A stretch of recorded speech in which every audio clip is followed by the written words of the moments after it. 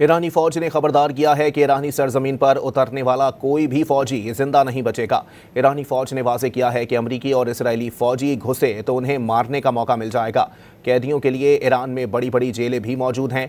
20 साल से इसी दिन के लिए खुद को तैयार कर रहे थे। इराक, अफगानिस्तान और शाम की ज़मीन पर अच्छी मशक़ें हुई हैं।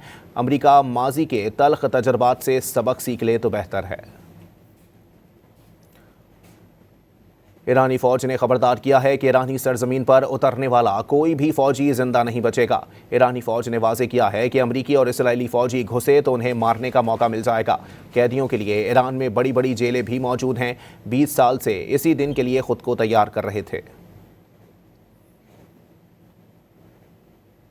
ईरानी फौज ने खबरदार किया है कि ईरानी सरजमीन पर उतरने वाला कोई भी फौजी जिंदा नहीं बचेगा।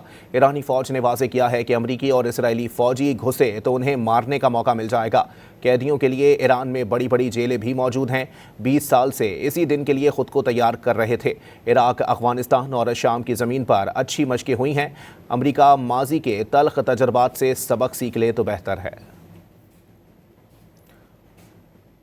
ईरानी फौज ने खबरदार किया है कि ईरानी सरजमीन पर उतरने वाला कोई भी फौजी जिंदा नहीं बचेगा। ईरानी फौज ने वाज़ेह किया है कि अमरीकी और इसराइली फौजी घुसे तो उन्हें मारने का मौका मिल जाएगा। कैदियों के लिए ईरान में बड़ी बड़ी जेलें भी मौजूद हैं।